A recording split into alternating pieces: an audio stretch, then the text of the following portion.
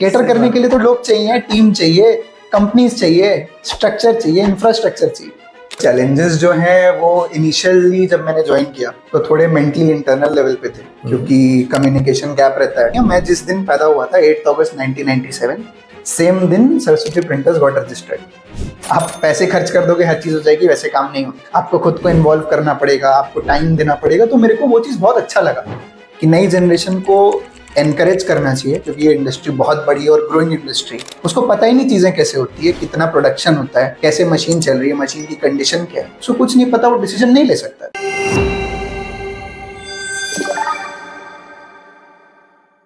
हाय, मैं परमेश्वर पाटीदार दोबारा से आपके साथ में हूँ आज। और आज मेरे साथ एक स्पेशल गेस्ट हैं जो कोलकाता से स्पेशली एक विशेष पर्पज से इंदौर आए हुए हैं, इंडस के पास, प्रिंट पाठशाला के पास। अर्चित लुहारी का राइट। तो अर्चित जी मेरे बहुत अच्छे दोस्त बन गए बहुत जल्दी। इनके पिताजी से मेरी बहुत पुरानी पहचान रही है और बहुत अच्छी दोस्ती रही है। हम पहली बार मिले फ़ोन पे बात हुई और बहुत कुछ एक्सचेंज हुआ। और मैंने बोला एक बार इनको कि आप एक बार इंदौर आ जाओ। इन्होंने बोला सर कब आ जाओ? मैंने परसों आ जाओ। तो इन्होंने तुरंत में टिकट किए और सोमवार को मेरे पास यहाँ आ गए। हमने कुछ प्लान किया था कि कुछ सीखेंगे, एक दूसरे को सिखाएंगे और कैसे प्रिंट इंडस्ट्री में ग्रोथ ला सकते हैं, अपने बिजनेस को ग्रो कर सकते हैं। उसको लेके हमने हमारे पीपीसी मास्टरी क्लास के कुछ कोर एलिमेंट्स को एक्सप्लोर किया। तो जब अर्चित जी मेरे साथ थे 4 दिन, आज चौथा दिन है, बहुत कुछ उन्होंने एक्सप्लोर किया। But as a innovative printer मैं चाहता हूं कि वो अपनी जर्नी शेयर करें, वो एक्सप्लेन करें कि वो बिजनेस में क्यों आए और उनकी जर्नी कैसी रही और फ्यूचर में कहाँ जाना चाहते हैं। तो 1 बाय 1 मैं उनके साथ कुछ सवाल पूछने वाला हूँ। अर्चित जी मैं आपसे बहुत सारे सवाल पूछने वाला हूँ। आपका अनुभव अलग लोगों तक पहुँचे, नई जनरेशन तक पहुँचे। नई जनरेशन के प्रिंटर्स जो नई जनरेशन में चैलेंजेस फेस कर रहे हैं वो कैसे आपने डिकोड किया, उसके बारे में बात करने वाला है। और बहुत कुछ ऐसा जो इंडस्ट्री सीखे, लर्न करे और इम्प्लीमेंट करे, उसके बारे में बात करेंगे। तो आपका बहुत बहुत स्वागत है इंडस में। थैंक यू सर, इतने रिस्पेक्ट के लिए। आप लोगों की टीम बहुत अच्छी है सर, और आप खुद भी बहुत अच्छे हो। I love to share all my insights, जो भी मैंने आपसे सीखा। आप गुरु हो मेरे। नहीं ठीक है। तो एक गुरु शिष्य वाला रिश्ता तो रहेगा ही, एक दोस्त वाला भी रहेगा जी। और एज ए कोच, जैसा आपको पता है कि मैं इंडस्ट्री में बहुत कुछ कंट्रीब्यूट करने की कोशिश कर रहा हूँ, उसमें आप मेरे एक अच्छे साथी के रूप में, एक अर्जुन के रूप में इस इंडस्ट्री को देंगे तो उसमें और मजा आएगा। तो मैं चाहूंगा कि सबसे पहले आप बताएं लोगों को, दर्शकों को और हमारी टीम को कि आप कैसे आए, आपकी बेसिक जर्नी कैसी रही। एक छोटा सा इंट्रोडक्शन के द्वारा कैसे सरस्वती प्रिंटर्स में आप जुड़े। तो सर ये बहुत फनी स्टोरी है। मैं एक्चुअली, मेरा जो एजुकेशन है और जो मेरा ओरिएंटेशन रहा है, मेरा कभी भी प्रिंटिंग रिलेटेड एजुकेशन रहा नहीं और प्रिंटिंग रिलेटेड कभी ओरिएंटेशन रहा नहीं। मैं स्कूल में 8th-9th में पढ़ाई पे ध्यान देना बंद कर दिया था मैंने। तो पापा मजाक में क्या करते थे कि पढ़ाई लिखाई नहीं कर रहा तू, कल से फैक्ट्री आ जा। तो मैंने 10th में बोला पापा ठीक है मैं चलता हूँ। मैं फ्रस्ट्रेट हो गया उस ताने से। मैं बोला चलता हूँ, अब क्या करूँगा पढ़ के, पढ़ाई में मन नहीं लगता। उस समय उन्होंने वो घबरा गए कि मैं मान गया। और मैं थोड़ा फैसिनेटेड भी था उनके काम से, बिकॉज हर दिवाली पे हम पूजा करने जाते थे गणेश जी, लक्ष्मी जी का। तो मैं देखता था कितने लोगों की टीम वो मैनेज कर रहे हैं, कितना काम वो मैनेज कर रहे हैं। तो मैं ऑलवेज फैसिनेटेड था कि वो इतने लोगों को मैनेज करें, मैं अपना होमवर्क नहीं कर पा रहा। लीडरशिप आप उनसे देख ही रहते जी। बचपन से। हाँ। तो फैसिनेटिंग था और थोड़ा डर भी लगता था कि इतना कुछ वो अकेले देख रहे हैं। तो मैं जितना भी डिसिप्लिन या इनडिसिप्लिन रहा हूँ, मेरा devotion towards my parents has always been consistent. मैं उनको बहुत मानता हूँ, भगवान की तरह मानता हूँ। तो उन्होंने कुछ बोल दिया तो बोल दिया। तो अब मेरे एजुकेशन के बाद उनको ये था कि इसको मन में रिग्रेट नहीं रह जाए कि तू जॉब करने चल जा, तूने ऐसी पढ़ाई की है तो इस रिलेटेड जॉब कर। तो मैंने बेसिकली CFA और FRM किया है। तो फाइनेंस मैंने बहुत डीपली स्टडी की है और मैं सेंट जेवियर्स कॉलेज से BCom पढ़ा हुआ हूँ। तो ड्यूरिंग माई एजुकेशन मैंने फाइनेंस रिलेटेड बहुत कुछ पढ़ा और उस समय मेरा फाइनेंस ही पैशन हो गया था। तो जब मैं जॉब खोज रहा था तो उस दौरान 6 महीने मैं फैक्ट्री जाता था कि जब काम खोज रहे हो तो काम के मूड में आ जाओ, ऑफिस जाओ। तो पापा कहते थे कि जब जॉब मिलेगी तब फिर मैं तेरे को ज़्यादा काम अभी नहीं छोड़ूंगा, क्योंकि फिर तू जॉब पे चल जाएगा। बोलता हाँ ठीक है। लेकिन जब मैं डेली देखता था, डेली समझता था चीज़ों को, तब मेरे को समझ आता था कि यहाँ भी उतना ही एफर्ट है, उतना ही ब्रेन है, उतना ही सिस्टमाइज्ड है काम। It's how you view it. आज मैं मैन्युफैक्चरिंग को व्यू करता था कि यार ये मेरे लायक चीज़ नहीं है, मैं बहुत पढ़ लिख के आया हूँ, मैं जॉब करूँगा मैं। तो फिर मैं एक्चुअली जॉब करने गया बॉम्बे। बहुत अच्छी कंपनी थे, बहुत अच्छे लोग थे। मैंने 2.5 महीना उधर काम करके मैं बोला कि मैं वापस जा रहा हूँ, क्योंकि हम इसके लिए नहीं बने। हाँ, अपन इसके लिए नहीं बने, एकदम करेक्ट। तो मैं वापस आया। मैंने निकलने के पहले पापा से एक छोटी सी कॉन्वर्सेशन की थी। मैं बोला पापा कोई दिक्कत नहीं है ना, मैं इधर वापस आ रहा हूँ। पापा बोला इट्स योर कॉल, तेरा फ्यूचर है, तेरे को जो करना कर। मैं बोला कि अगर मैं वापस आऊँगा तो इसको बड़ा करेंगे। हाँ, मतलब अगर अपन दूसरे के लिए मेहनत कर रहे हैं जी। और उतनी ही मेहनत अपन दूसरे के काम में डाल रहे हैं, उस अमाउंट में हमारी जनरेशन अगर अपने बिजनेस में जहां प्लेटफॉर्म बना हुआ है, चीजें बनी हुई है, सब कुछ प्लान्ड है, पिताजी ने सब कुछ तैयार करके दिया है, उस प्लेटफॉर्म पे उतर के उतनी मेहनत कर लेते हैं, एक बार वो स्ट्रक्चर समझ लेते हैं, तो वो 4 गुना तो किया ही जा सकता है। आराम से sir, 4 Guna is an understatement. मतलब जो फिर मैं वापस आया, फिर मेरे आते ही मैं आया था 2020 में, और आते ही कोविड हो गया। तो सबको लगता है कि यार प्लान्स गए सारे, राइट। लेकिन हमको एक्चुअल में 2 साल मिल गया प्लान करने के लिए। आपने यूटिलाइज किया यहाँ। मेरे को ध्यान आया कि इंडस में भी हमने एक छोटी सी घटना मैं आपको शेयर करूंगा कि जब कोविड आया तो इंडस में भी हमारे साथ एक ये चैलेंज आया, एकदम से अचानक सब बंद। अब हम तो सॉफ्टवेयर दे रहे हैं, इंडस्ट्री को समझ में नहीं आया। टेक्नोवा हमारे उस समय बेहतरीन पार्टनर के तौर पे सर्व भी कर रहे हैं हमारे साथ और हेल्प भी कर रहे हैं। मैंने फोन लगाया टेक्नोवा में श्रीरंग जोशी जी को, बॉस क्या करें। और हमारे एक बहुत अच्छे फैसिनेटिंग जो फैन क्लाइंट बोलूंगा, सेल्वा कुमार सर, उनको भी पूछा। मैंने सर समझ में नहीं आ रहा कैसे बिजनेस चलाए। बोले परम डोंट वरी, आपको वैसे भी एजुकेट करने का शौक है, आप एक काम करो, आप तो इस समय का सबसे बढ़िया उपयोग है, मास्टर क्लासेस लो, वेबिनार्स करो, लोगों को सिखाओ। इसके पहले जिंदगी में मैंने कोई वेब में मास्टर क्लास नहीं की थी। अच्छा। पहली बार मैंने घर बैठे हुए तैयारी की, पीपीटी बनाई, मतलब धड़कनें बढ़ी हुई है। और टेक्नोवा ने अपने नेटवर्क से कम 150 से 200 लोगों को कनेक्ट कर दिया। ओके। 200 लोगों के सामने जब वो 45 मिनट की मास्टर क्लास की, वाज अमेजिंग। और लोगों ने उस एक्सपीरियंस को शेयर किया। अगेन डिमांड आई कि यार आप बहुत अच्छा बता रहे हो ऑटोमेशन के बारे में, और ये बहुत जरूरी है, ये नॉलेज आप शेयरिंग चालू रखो। दैट वाज माय जर्नी, जहाँ से मैंने इन चीजों को पढ़ाना कंटिन्यूअसली शुरू भी किया। और उसके बाद मुझे समझ में आया कि एजुकेट करना बहुत इंपॉर्टेंट है, अवेयरनेस देना बहुत इंपॉर्टेंट है। तो आप बता रहे थे कि आपको भी वैसे इंटरेस्ट है एजुकेशन में, इसको लेके। हाँ, तो हमने फिर प्लान किया। 2022 में जनवरी में मेरे एल्डर ब्रदर की शादी हुई, जून में मेरी शादी हो गई, और अगस्त में हमने प्लांट का प्लान कर लिया। तो उस चीज़ को ट्रांजिशन टाइम मेरी फैमिली को मिला नहीं। तो उस चीज़ के लिए मैं अपने माता पिता और मेरी वाइफ और मेरे ब्रदर और उनकी जो वाइफ है उनके प्रति बहुत थैंकफुल हूँ कि उस समय उन्होंने बहुत सपोर्ट किया मेरे को। स्पेशली मेरी वाइफ जो नई नई आई है फैमिली में, उसको 2 महीने भी नहीं हुए और एक नई जर्नी स्टार्ट हो गई। मशीन्स रात को अनलोड हो रही हैं, 1 बजे, 2 बजे, 3 बजे, घर आने का कोई ठीक नहीं। तो उस समय मेरी फैमिली ने बहुत सपोर्ट किया, मेरी मदर ने, मेरी वाइफ ने बहुत सपोर्ट किया। ग्रेट। तो ये जो जर्नी रही आपकी और आपने एक्सपेंशन प्लान किया, तो थोड़ा सा मैं जानना चाहता हूँ कि चूंकि मैं जानता तो काफी समय से हूँ आपके पिताजी को, I think we met in 2010, 9 या 10 में मिले थे, बट जर्नी उनकी काफी पुरानी है। तो कैसे उन्होंने ये जर्नी शुरू की, कैसे हुआ है, क्योंकि आप सेकंड जनरेशन है प्रिंट इंडस्ट्री में, और आप क्या फील करते हैं उस जर्नी में और कहाँ जाना चाहते हैं? ठीक है सर, ये तो 3 भाग का क्वेश्चन हो गया। मैं स्टार्ट का बताता हूँ आपको। हाँ। तो पापा ने सरस्वती प्रिंटर्स जो फाउंड हुआ था, मनगढ़ंत नहीं है, मैं जिस दिन पैदा हुआ था 8 अगस्त 1997, सेम दिन सरस्वती प्रिंटर्स गॉट रजिस्टर्ड। तो ये मैं लिख कर लाया था कि मेरे को यहाँ ज्वाइन करना है। ओ, तो आपकी भाग्य में लिखा हुआ है तो कि भाई सरस्वती प्रिंटर्स आपका भाई है। हाँ। तो उस दिन सरस्वती प्रिंटर्स ने भी जन्म लिया था। हाँ।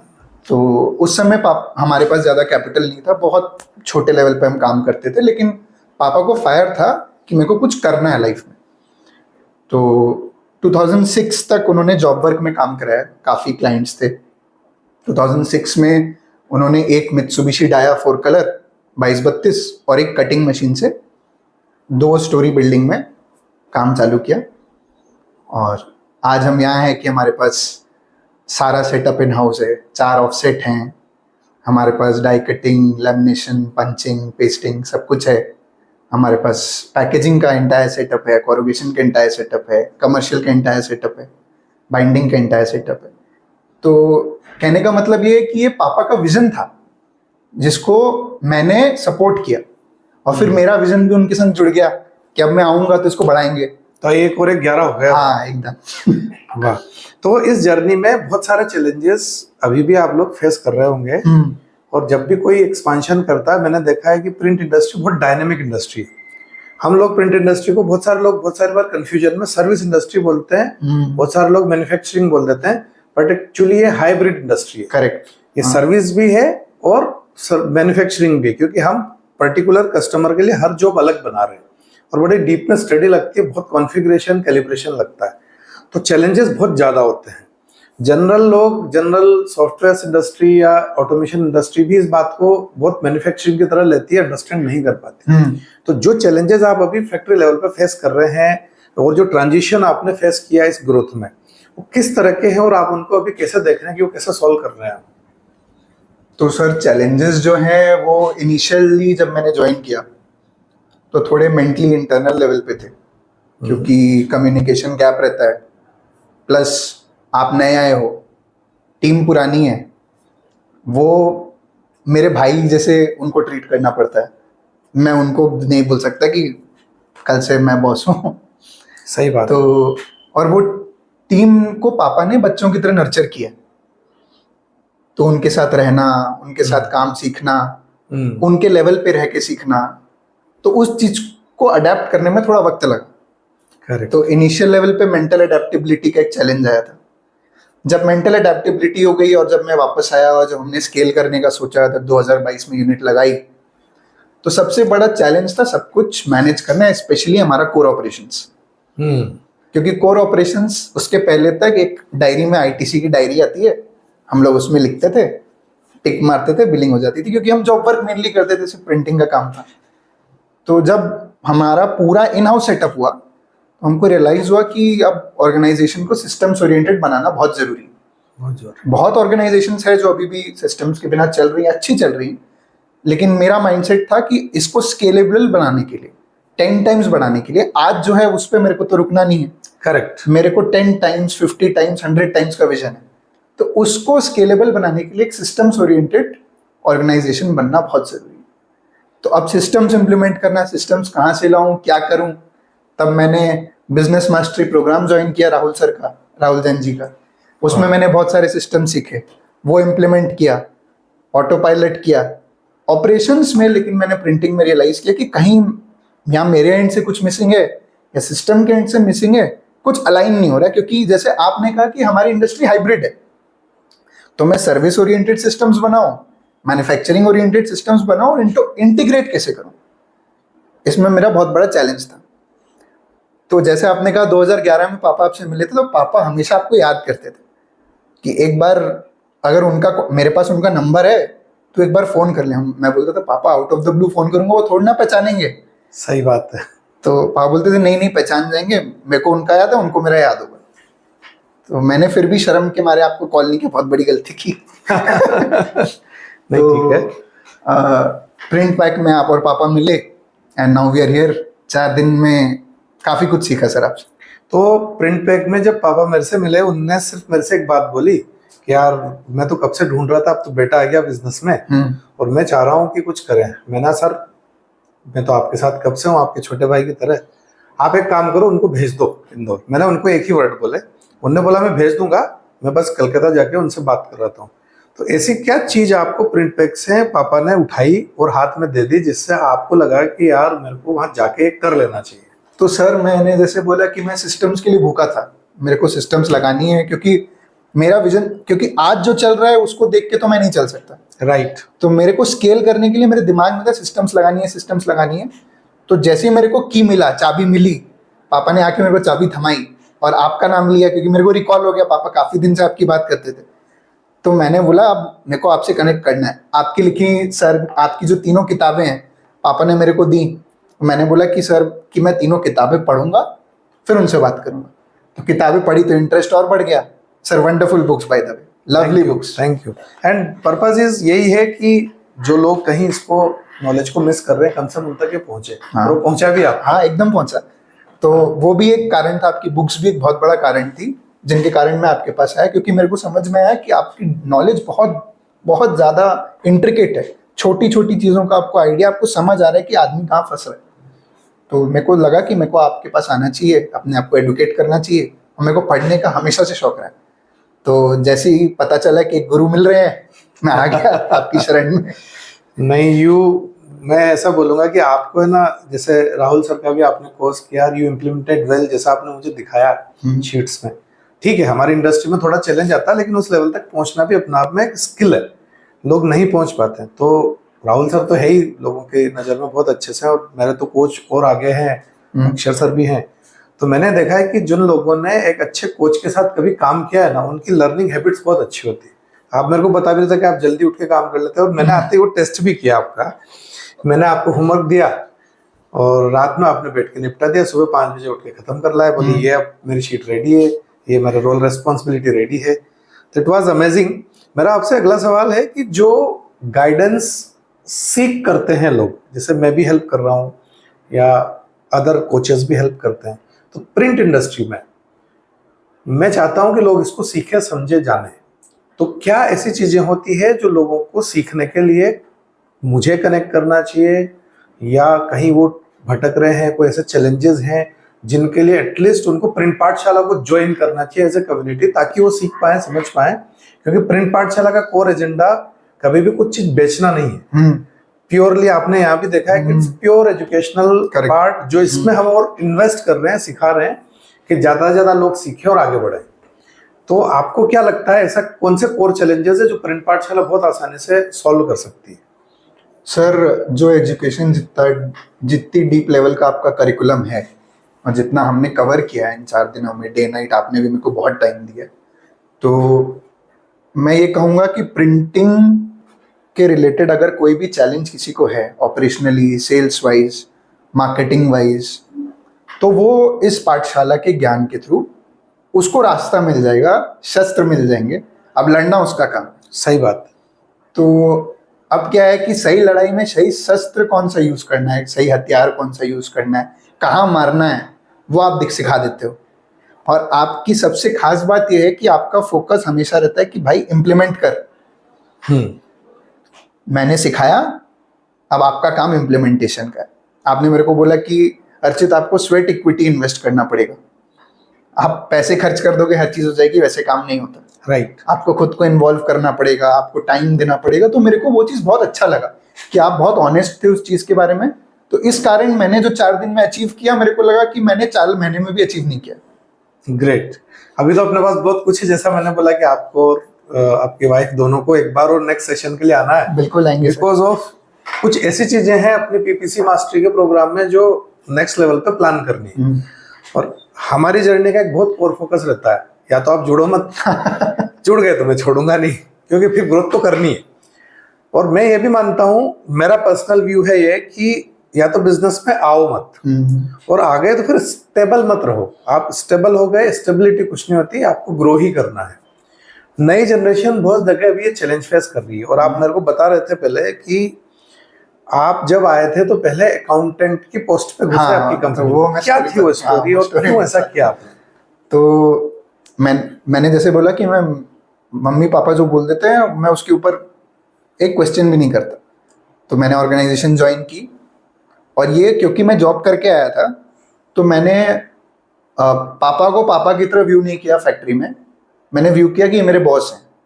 परफेक्ट। तो बॉस जो बोलेगा वो करना पड़ेगा, मैं क्वेश्चन नहीं कर सकता। तो उन्होंने बोला कि कल से तू अकाउंट्स करेगा। मैंने बोला ठीक है, कर लूँगा, कोई बात नहीं। लेकिन मेरा जो एजुकेशनल ईगो है वो मेरे को पीछे से बोल रहा दिमाग में कि भाई क्या कर रहा है तू, अकाउंट्स करेगा, तेरा यही काम है। लेकिन जब मैं अकाउंट्स कर रहा था और पापा के काफ़ी क्लाइंट्स आते थे, बोलते थे आप इससे क्या करा रहे हो, सबको जानना रहता है नेक्स्ट जनरेशन क्या कर रही है। पापा बोलते थे अभी अकाउंट्स देख रहा है, तो वो लोग बोलते थे कि यार उसके लिए तो 10-15 हज़ार का आदमी रख लो, क्या आप इससे अकाउंट्स करा रहे हो। तो उस समय मेरा कॉन्फिडेंस हल्का टूटता था, लेकिन मैंने कभी क्वेश्चन नहीं किया। 2-3 मंथ्स 4 मंथ्स पास होने के बाद मेरे को पता चला कि जब मैं अकाउंट्स कर रहा था तो मेरा फोकस, अब मैं एंटरप्रेन्योर माइंडसेट का आदमी हूँ, तो मैं सिर्फ एंट्री नहीं मार रहा हूँ। जब मैं एंट्री मार रहा हूँ मैं समझ रहा हूँ किस रेट पे हम परचेज कर रहे हैं, किससे परचेज कर रहे हैं, हमारा वेंडर कौन है, हमारा क्लाइंट कौन है, हम किसको माल बेच रहे हैं, हमारी क्या प्रॉफिटेबिलिटी है, हम कैसे स्टॉक मेंटेन करते हैं। तो मेरे को उस समय रियलाइज हुआ, और वो भी उस समय रियलाइज नहीं हुआ, एक क्लाइंट का कॉल आया था। हाँ। उस समय पापा कहीं गए हुए थे, मैंने फोन उठाया, तो जब मैंने उनको जवाब दिया तब मेरे को रियलाइज हुआ था जवाब देते वक्त कि भाई मेरे को कितना कुछ पता चल गया। राइट, तो पकड़ आ गई माइक्रो लेवल पे जो मिसिंग एलिमेंट थे, और चूंकि इंटरेस्ट था उस चीज में कि कहाँ से चीजें लीक हो सकती है, वो भी पकड़ में आने लगा। हाँ करेक्ट। मैं भी हमेशा ये बोलता हूँ कि जब भी किसी बच्चे को बिजनेस में आना होता है तो उसको पहले ग्राउंड वर्क करना चाहिए, लो लेवल पे स्ट्रेटेजी समझनी चाहिए और नीचे से काम शुरू करना चाहिए। मैं महाभारत का एक एक्सपीरियंस शेयर करता हूँ कि महाभारत में पांडवों की जीत के पीछे एक बहुत बड़ा रीजन ये भी था कि वो लोगों के बीच में रहे। जब 12 वर्ष 13 वर्ष का वनवास रहा, बचपन में भी लोगों के बीच में रहे, तो ग्राउंड रियलिटीज को जानते थे। और दुर्योधन कभी भी नीचे नहीं गया, तो उसको लव वो प्यार मिला ही नहीं और वो कनेक्शन मिला ही नहीं। तो हमेशा अच्छा टीम लीडर वो होता है जो नीचे जाके काम करे, और आपने वो किया, तो एक तो अपने आप में अच्छी चीज है कि आप टीम को कनेक्ट कर पा रहे हैं। जी, आपका क्या संदेश है नई जनरेशन और नए बिजनेस में जो नई जनरेशन आ रही उनके लिए, और जो पुराने पीढ़ी बैठी हुई है जो नई जनरेशन को लाना चाहती है, क्योंकि प्रिंट इंडस्ट्री में लोग जनरली उतरना ही नहीं चाहते अगली जनरेशन में। तो सर मैं इनको 3 गैप्स में डिफाइन करूंगा जी। नई जनरेशन के लिए। पुरानी जनरेशन के लिए यही है कि नई जनरेशन को एनकरेज करना चाहिए, क्योंकि ये इंडस्ट्री बहुत बड़ी है और ग्रोइंग इंडस्ट्री, और ये ग्रो करेगी, इसको कोई रिप्लेस नहीं कर सकता। राइट। तो इस इंडस्ट्री की ग्रोथ पे कोई क्वेश्चन नहीं है। आप एजुकेट कर रहे हो अपने, तो नए लोगों को नए माइंडसेट से लेकर आओगे तो आप 10 चीज सीखोगे। तो पुराने लोगों के लिए यही है कि आप चेंज को अडेप्ट करो, जैसे मेरे फादर ने किया कि भाई तू कर, तेरे को जैसे करना है, अब तेरे ऊपर छोड़ दिया। आफ्टर 7 और 8 मंथ्स उन्होंने छोड़ना चालू किया। परफेक्ट। तो वही धीरे धीरे कंट्रोल छोड़ना पड़ेगा, लेकिन एक फर्स्ट डे आप ये नहीं बोल सकते कि तू गद्दी पे बैठ और तू बोल क्या करना, क्योंकि उसको पता ही नहीं क्या करना। उसको पता ही नहीं चीजें कैसे होती है, कितना प्रोडक्शन होता है, कैसे मशीन चल रही है, मशीन की कंडीशन क्या है, उसको कुछ नहीं पता। वो डिसीजन नहीं ले सकता, उसके डिसीजन को कोई रिस्पेक्ट भी नहीं करेगा। तो या जो ओल्ड जनरेशन है, जो नेक्स्ट जनरेशन को बुलाना चाह रही है या सोच रही है कि बुलाना है कि नहीं, उनके लिए ये पाथ है कि उनको धीरे धीरे कंट्रोल देना और उनको ग्राउंड लेवल से काम चालू करना। एटलीस्ट उनको जूनियर लेवल पे ज्वाइन करना चाहिए जी, 4-6 महीने वहां काम करना चाहिए। क्योंकि मैंने इंदौर की बहुत दिग्गज नंबर 1 फैक्ट्री जो मध्य भारत में आती है, विजयश्री, वहां पे भी ये देखा। ओके। जब आयुष भैया ने जब ज्वाइन किया, हाँ, he is a gem leader today, Ayush ji जो है, राजेंद्र सर के बेटे। और जब उन्होंने ज्वाइन किया तो मेरा ईआरपी इंप्लीमेंट हो रहा था, तो रेगुलर जाना आना था, तो मेरा कम्युनिकेशन हुआ। तो मुझे पता नहीं था, तो सुमित लाड जो उनके प्रोडक्शन मैनेजर थे, उनकी केबिन में आयुष जी के एक असिस्टेंट की तरह सीट थी। तो उन्होंने बोला कि ये राजेंद्र भैया के बेटे, यार इनको यहाँ क्यों बिठा रखा? मैंने बोले भैया ने बोला कि पहले 6 महीने यही सीखेंगे। My God, that day and आज आयुष जी एक लीडर है, लीडरशिप में टॉप लेवल पे प्रिंटिंग में आते हैं, जहां लोगों को बताते हैं। तो जर्नी उन्होंने बहुत अच्छे से की। उसका मात्र रीजन ये था आयुष जी के जीवन में कि उन्होंने ग्राउंड रियलिटीज को पकड़ा, देखा, उन लोगों से वो कनेक्शन स्टेब्लिश किया और अपने लोगों को ग्रो किया। एंड आज विजयश्री हम जानते हैं कि कितने लेवल पे आती है। उसके पीछे भी यही इंस्पिरेशन था जो उनके पिताजी राजेंद्र जैन साहब का था। मेरा तो इंस्पिरेशन रहे हो, मैंने तो बहुत कुछ सीखा उनसे। बट ये एक नई चीज उनसे सीखने को मिली थी कि कभी भी नई जनरेशन को आप ऊपर बिठा दोगे तो लीड नहीं कर पाएगी। राइट। तो ये आपने भी शेयर किया, बड़ा अच्छा रहा। तो फ्यूचर में आपका क्या विजन है? कहाँ सरस्वती प्रिंटर जाना चाहता है, आप कहाँ ले जाना चाहते हैं, और कैसे एक नई बड़ी लाइन इंडस्ट्री में खींचना चाहते हैं आप? तो सर सरस्वती प्रिंटर्स को, जैसे मैंने कहा कि मैं सिस्टम्स ओरिएंटेड इसलिए हूँ क्योंकि मेरे को यहाँ नहीं रुकना है। मेरे को यहाँ से जंप मारना है, छलांग मारनी है, 10x जाना है, 50x जाना है, 100x जाना है। मेरा विजन वैसा है। तो उस विजन को सपोर्ट करने के लिए मैं आपके पास आया। आपने मेरे को जो नेसेसरी टूल्स थे, जो आपका जो प्रोडक्ट है, आपने वो दिया। लेकिन उससे ज़्यादा जो वर्थवाइल था जो आपका टाइम था sir. Thank you for your time thank you. Sir. उससे जो मैंने सीखा और जो मैंने इम्प्लीमेंट किया, मेरे को समझ आया कि मैं कहाँ इसको, मेरे को विजन क्लियर हुआ। मेरे को था कि मेरे को ग्रो करना है, लेकिन आपने मेरे को एक पाथ दे दिया, रास्ता दिखा दिया कि भाई अब जा, इस रास्ते पे जा, पहुंच जाएगा जहाँ तेरे को जाना। तो उसके लिए थैंक यू। और जो सर हम डिस्कस कर रहे थे यंगर जनरेशन के लिए, तो यंगर जनरेशन को जो 3 गैप्स फिल करने हैं, एक उनका ईगो गैप है, जो मैंने कहा ना कि ईगो नहीं आनी चाहिए कि मैं ये क्यों करूँ, ये मेरा काम नहीं है। मैंने इनफैक्ट कुछ दिनों तक जब स्टाफ कम था, तब मैं और पापा डायरेक्टली फील्ड में रहते थे। जो लोडिंग अनलोडिंग के लोग आते थे उनको माल सर पे देते थे, तो उस लेवल तक भी हमने काम किया। तो कोई शर्म नहीं आती उसमें, अच्छा ही लगता है। आप सीखते हो, आप अपनी फैक्ट्री में, आपको शर्माना किससे। सही बात है। तो पहला बात तो ईगो गैप फिल करना है। दूसरा मेंटल गैप फिल करना है कि ये सिस्टम का काम नहीं है। और सबसे बड़ा दिक्कत क्या होता है कि जब आप समझाने लगते हो, जब उन लेवल के लोगों से बात करने लगते हो, तो आपको लगता है कि यार ये एक बार में समझ नहीं रहा मेरी बात। तो समझने वाली बात ये है कि उसको भी बहुत कुछ एक्सपर्टीज है जो आपको नहीं है। तो हो सकता है वो जब समझाए आप भी नहीं समझो। तो अगर आप पेशेंस नहीं रखोगे तो अगला भी नहीं रखेगा। तो ये चीज सीखने मिला मेरे को। और तीसरा जो सीखने मिला, डिवोशन। आप जिसके भी अंडर हो, या तो आप किसी कोच के अंडर हो, या तो आप किसी पेरेंट के अंडर हो, या जो भी आपको लीड कर रहा है, जो भी आपको सिखा रहा है, अगर आप उसकी लर्निंग्स को एक डिवोटी की तरह नहीं करते तो आप आगे नहीं बढ़ पाओगे। अगर आप क्वेश्चन करते कि यार ये कैसे होगा, ये हो नहीं सकता, मेरे साथ नहीं चलेगा, हाँ, मेरे बिजनेस में नहीं होगा, करेक्ट। अगर वो सरेंडर नहीं है तो आप इंप्लीमेंट नहीं कर पाएंगे, डाउट में जीते रहेंगे। करेक्ट। सरेंडर बहुत जरूरी है किसी भी इंप्लीमेंटेशन के लिए। राइट। तो वो मैं आपने देख रहा हूँ कंटिन्यूस, क्योंकि जब आपने राहुल जी का कोर्स किया तो भी वो सरेंडर के साथ इंप्लीमेंट किया। जब हमने अभी इसकी बात की तो आपने 4 दिन में बहुत कुछ इंप्लीमेंट भी कर लिया, जो लोगों से मुझे एक्सपेक्टेड होता ही नहीं है कि उतने फास्ट कर पाएंगे। तो ये डिवोशन है, ये सरेंडर है, जिससे हम आगे बढ़ सकते हैं। और बहुत कुछ है जो करने जैसा है अभी, जो हमने अभी लिस्ट आउट किया। मेरा आपसे ना एक और सवाल है, जो जनरली लोग टेक्नोलॉजी के बारे में बहुत पिछड़े हुए हैं, सोचते हैं चलेगी नहीं, मैं कैसे करूंगा, मेरी टीम कैसे करेगी, या एक सवाल आता है यार मुझे तो अभी टेक्नोलॉजी की जरूरत ही नहीं है।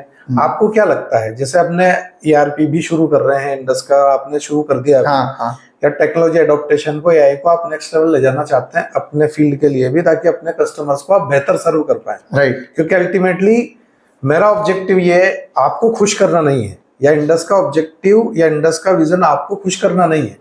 इंडस का ऑब्जेक्टिव आपका कस्टमर कैसे खुश हो, then Indus will earn the more value and money. Because of अगर वो खुश है तो आपका बिजनेस ग्रो करेगा, वो ग्रो करेगा तो हम ऑटोमेटिकली ग्रो कर जाएंगे एज ए पार्टनर। तो इंडस हमेशा एज ए पार्टनर टेक्नोलॉजी में देखता है, हम वेंडर नहीं है, एज ए टेक्नोलॉजी पार्टनर काम करना चाहते हैं।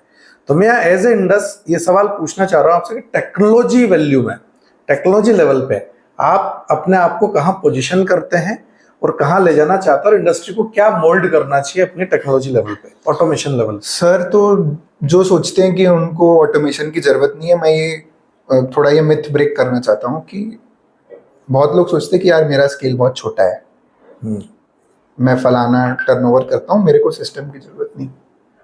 मैं कहना चाहता हूँ कि आपका regardless of what you earn, regardless of what your turnover is, आपको सिस्टम चाहिए। अगर आप कंप्लेसेंट हो कि जैसे चल रहा है ठीक है, उसमें भी आपको सिस्टम इसलिए चाहिए क्योंकि एक टाइम के बाद आप कितना दिन वो रूटीन को फॉलो करोगे। राइट। अगर एक ही इंसान वो चीज कर रहा है और उस चीज को स्केल नहीं करना चाह रहे तो नेक्स्ट जनरेशन आएगी नहीं। अगर नेक्स्ट जनरेशन नहीं आएगी तो वो आदमी के डिपेंडेंट काम हो गया। अगर वो इंसान आज 2 दिन के लिए बाहर जाना चाहता है, 4 दिन के लिए बाहर जाना चाहता है, तो इतना सारा स्ट्रेस लेके जाएगा, पॉइंट नहीं है। आप छोटे लेवल पे ऑटोमेशन करो, आप कोई भी ऑटोमेशन करो, लेकिन प्रोसेस ऑटोमेट करना बहुत इंपॉर्टेंट है, कोई भी स्केल में, चाहे आप बहुत बड़ी कंपनी हो चाहे बहुत छोटी कंपनी हो, process automation is really important. Perfect. तो एक और सवाल इससे रिलेटेड है, आप जब अपने लिए एक ऑटोमेशन सिस्टम सर्च कर रहे थे, ढूंढ रहे थे, पापा ने भी आपको मेरे बारे में बार बार बताया, आपने और भी लोगों को देखा, तो what you qualified in Indus print या इंडस के प्रोडक्ट में आपको मैं मिला, वो एक अलग कहानी है, दैट इज डिफरेंट। कि हमारी फोन पे बात है, मैंने बोला आप आ जाओ और आप आ गए, that is a different love. But product level पे अगर मैं बात करूं तो आपको ऐसा क्या डिफरेंट लगा जो आप और भी लोगों को देख रहे थे उसमें, कि यार ये मेरे लिए एक आइडियल प्रोडक्ट है, इसको मैं इवॉल्व कर सकता हूँ और इसको मैं और नेक्स्ट लेवल पे ले जा सकता हूँ। तो सर मैं इसमें हल्का सा मॉडिफिकेशन करना चाहूँगा। प्रोडक्ट नहीं, सॉफ्टवेयर आपका सर्विस है। आपकी जो टीम है सर, सॉलिड टीम है, मतलब hats off to your team sir.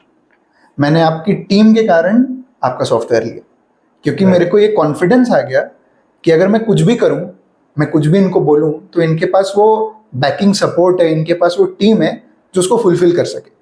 जो आपने बनाया प्रोडक्ट वो तो है ही, लेकिन उसके पीछे जो आपने टीम खड़ा की है, जो आपने नर्चर किया है लोगों को, जो आपने ट्रेन किया है, वो ट्रूली वंडरफुल। उनसे मिल के, उनसे बात करके, इंटरेक्ट करके, सबका गोल ये है कि इंडस को कैसे बड़ा बनाना है, कैसे सब अलाइंड है सर। और वो देखकर बहुत अच्छा लगा। वो बहुत पॉजिटिव चीज़ है आपके नर्चरिंग में, आपकी लीडरशिप में, तो वो आपसे सीखने मिला। राइट। तो बाय द वे टीम तो मेरा पैशन है, क्योंकि मेरे कंपनी में एक शब्द हम बार बार बोलते हैं, और एक बार जब लेबर इंस्पेक्टर आए तो उन्होंने एक पर्चा हमारे यहाँ लगवा दिया जिसमें एम्प्लॉय वर्ड लिखा, तो मैंने वो भी फटवा दिया वापस क्योंकि इंडस में कोई एम्प्लॉय नहीं है, हम सब कलीग्स हैं, हम सब टीम मेंबर्स हैं, और हम सबको एक ही युद्ध लड़ना है। और अगेन मैं महाभारत से इंस्पिरेशन लेता हूँ कि जब आपका गोल बहुत बड़ा होता है, जैसा पांडवों का गोल था कि हमको धर्म की स्थापना करना है, तो हमारा गोल है कि पूरी इंडस्ट्री में ऑटोमेशन की स्थापना करना है। जब इतने बड़े मिशन पे निकले तो आपको एक टीम वर्क लगेगा। अपने अपने इंडिविजुअल गोल बाद में आएंगे, पहले टीम का गोल है। और मेरी पूरी टीम के लिए मैं थैंकफुल हूँ कि मेरी पूरी टीम इस बात को बहुत गहराई से समझती है, अलाइंड है, फोकस्ड है, दिन रात एक कर देते हैं और चैलेंज भी ले लेते हैं। मेरा एक दो और लास्ट क्वेश्चन है। आपको एक बुक मिली थी प्रिंट टेक पे, प्रिंट ग्रोथ 40 जी, जिसको मैंने लिखते समय बहुत फोकस किया था। हाँ। क्योंकि 6 महीने लगे इस चीज को मेरे को डिकोड करने में। और मैंने इसमें लिखा था कि भाई बिजनेस में 8 स्किल्स, अष्ट सिद्धि आपको क्या चाहिए प्रिंटिंग में, जो आपको ग्रो करने में हेल्प करेगी। 40 एक्शन पॉइंट क्या इंप्लीमेंट करने हैं, और 9 वेल्थ क्या बनेगी। इस बुक को पढ़ने के बाद आपने बोला कि आपको बहुत इंटरेस्टिंग लगी जी। इसमें ऐसा क्या था जो आपको कनेक्ट कर गया कि I am looking for it? Sir मैं सच बताऊं, इसमें जो जो एक एक वर्ड आपने लिखा है, जनरली जितने भी बुक्स मैंने पढ़े हैं, दे आर ठीक है, उनके एक्सपीरियंस है जिसने भी लिखा है, लेकिन इसमें एक एक वर्ड जो है, it is so intricate and it is so real. मतलब जब मैं पढ़ रहा हूँ तो मेरे को फील हो रहा है हाँ ये मेरे साथ भी है, ये इशू मेरे साथ भी है, हाँ यही तो सॉल्व करना चाह रहे थे। ये कितना सिंपल मेथड आपने जो सिंप्लीफाई किया ना इसमें, जो हर कोई पढ़ के समझ पाए, वो वंडरफुल है सर। मतलब सही में 40 बनी है एकदम सर रोज पढ़ना जैसे। अरे सर मैं इंदौर आ गया हाँ, तो 40 का असर था कि आप इंदौर आ गए। तो आखिरी शब्दों में आप इंडस्ट्री को क्या गाइडलाइन देना चाहेंगे, क्या ऐसी बात बताना चाहेंगे कि प्रिंट इंडस्ट्री, क्योंकि प्रिंट इंडस्ट्री कभी खत्म नहीं होगी। हाँ। प्रिंट इंडस्ट्री बहुत ग्रो करने वाली है, ये आप भी मानते हैं, मैं भी मानता हूँ, मैं देख भी रहा हूँ। यही बहुत सारे लोगों का फियर है इंडस्ट्री डाई हो रही है, समझ में नहीं आ रहा है। तो इंडस्ट्री कहीं डाई नहीं हो रही, हमारा थॉट प्रोसेस, व्यू पॉइंट छोटा है। हाँ। इसलिए हमको लग रहा है कि हम पिछड़ रहे हैं, क्योंकि हम बदलाव के साथ अपने आप को नहीं बदल रहे। करेक्ट। टेक्नोलॉजी, एआई, वो सर्च, इंडस ने भी अभी एआई बोट लॉन्च किया, तो जी, आपने वो देखा हुआ, एक इंटरेस्टिंग चीज है कि बहुत सारे लोग 5 मिनट, 10 मिनट, 15 मिनट तक कोटेशन नहीं दे पाते हैं। 22 सेकंड में आप कैसे कोटेशन दे सकते हैं? That is a game changer. तो इंडस्ट्री को क्या एक चीज फोकस करनी चाहिए फ्यूचर में कि पूरी प्रिंट इंडस्ट्री वर्ल्ड में लीड करे? क्योंकि आज ऐसा मैं देख पा रहा हूं, we have the biggest opportunity in the world to lead in printing, और हम लीड कर रहे हैं। हम एक्सपोर्ट बहुत अच्छा कर रहे हैं। यूरोप की प्रिंट इंडस्ट्री कमजोर हुई और हम मजबूत हो गए जी। और चाइना ही एक ऐसा है जहां कंपटीशन हमारे साथ है। तो कैसे हम एकीकृत हों, इकट्ठे हों और इस जंग को और बड़े लेवल पे जीत पाए? तो सर इसको 4 चीज़ों में डिवाइड कर सकते हैं। सबसे पहली चीज़ है कि हमको सर्विस ओरिएंटेड बनना बहुत ज़रूरी है अपने क्लाइंट्स के प्रति। जैसे आपने बोला ना, आपका गोल है कि मेरे क्लाइंट खुश रहें। करेक्ट। तो मेरे को गोल लेना है कि उनके क्लाइंट खुश रहें। परफेक्ट। तो ये गोल सेटिंग बहुत इंपॉर्टेंट है। तो क्लाइंट को सर्विस बहुत इंपॉर्टेंट है। दूसरा जो सबसे ज़्यादा इंपॉर्टेंट, ऑटोमेशन है। प्रोसेस ऑटोमेशन बहुत इंपॉर्टेंट है, नहीं तो आप स्केल नहीं कर सकते काम को। तो जैसे इंडस मैंने लिया, वैसे ही कोई छोटे लेवल पे आपका नॉर्मल कोटेशन वाला कुछ ले ले, जैसे अपना इनप्रिंट है। तो अपने कुछ भी लेकर के अगर इम्प्लीमेंट करते हैं, चालू करते हैं कोटेशन को लेके या जॉब को लेके, तो हमारा प्रोसेस जैसे ही ऑटोमेट होता है, हम फ्री होने लग जाते हैं। जब हम फ्री होते हैं तो हम आगे की सोच पाते हैं। जब तक हम फ्री नहीं, हम उसी रट में हैं। करेक्ट। कि सुबह से लेके रात तक घसो और घर जाओ, क्योंकि समय ही नहीं है ना सोचने को। सही बात। तो उस साइकिल से बाहर जब तक आप नहीं आते हो तब तक आप आगे की नहीं सोच सकते। तो second most important point automation. Third जो सबसे ज्यादा इंपॉर्टेंट पॉइंट है, जो है कि मैंने अपने फादर से सीखा, सच बोलना सीखो। अपने क्लाइंट को, अपने वेंडर को, जिसको भी आप बात कर रहे हो, अपने पार्टनर को, जिससे भी आप बात कर रहे हो, आप सच बोलना सीखो। अगर आपका टाइमलाइन कोई प्रोडक्ट के लिए 7 डेज, तो आप 7 डेज बोलो, कोई असुविधा नहीं है। अगला एक बार बिचर के जाएगा, लेकिन अगली बार आएगा क्योंकि आपने 7th डे को उसको डिलीवर किया। करेक्ट। क्योंकि जिसके पास वो, हाँ, तो जिसके पास वो गया था उसने बोला सर मैं कल दे दूंगा, वो कल गया, सर बस हो गया कल दे दूंगा करके उसने भी 7 ही दिन लगाए। हाँ, हो सकता है 6 दिन में कर दिया हो, लेकिन वो 6 दिन की जो हरेसमेंट है वो अगले को तो नहीं होगी ना, जब उसको मैंने पहले ही 7 दिन बोल दिया। करेक्ट। तो commitment is very important in our industry, और वो कमिटमेंट भी कहीं ना कहीं आपके पहले 2 पॉइंट से कनेक्टेड है कि आप सर्विस अच्छी दो और आप ऑटोमेशन पे फोकस करो। करेक्ट। और फोर्थ जो सबसे ज्यादा इंपॉर्टेंट है कि यंग जनरेशन को प्रमोट करना, जैसे आपने कहा, जब तक नेक्स्ट जनरेशन इस इंडस्ट्री को एंटर नहीं करती है तब तक इसको आगे कौन लेके जाएगा, क्योंकि इंडस्ट्री तो ग्रोइंग है, डिमांड ग्रोइंग है, लेकिन नए लोग चाहिए। हाँ, केटर कौन करेगा सर? केटर करने के लिए तो लोग चाहिए, टीम चाहिए, कंपनीज चाहिए, स्ट्रक्चर चाहिए, इंफ्रास्ट्रक्चर चाहिए। परफेक्ट है। और इसी मिशन में हमने प्रिंट पाठशाला को शुरू किया था 2 साल पहले कि प्रिंट पाठशाला के 3 वर्टिकल हैं।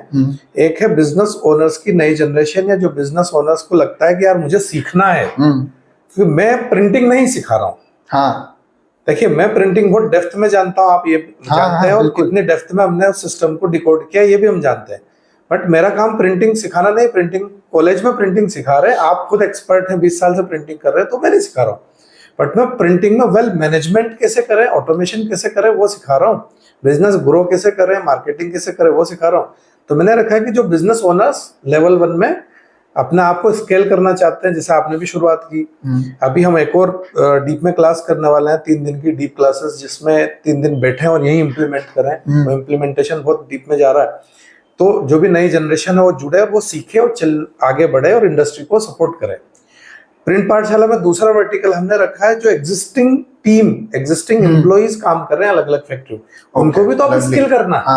तो हमने उनके लिए भी छोटे छोटे कोर्स बनाए जहां पे कंपनी अपनी टीम को हमारे साथ कनेक्ट कर सकती है कि सर हमारे 3 लोग हैं, हमारे 5 लोग हैं, क्या आपकी टीम इन 5 सिलेबस के 5 सब्जेक्ट को पढ़ा सकती है? KRA कैसे बनाना है, गोल्स कैसे बनाना है, उनको रोल रेस्पॉन्सिबिलिटी कैसे अलाइन करना है, क्योंकि जहां बड़ी टीमें हैं वहां ट्रेनिंग बहुत इंपॉर्टेंट है। करेक्ट।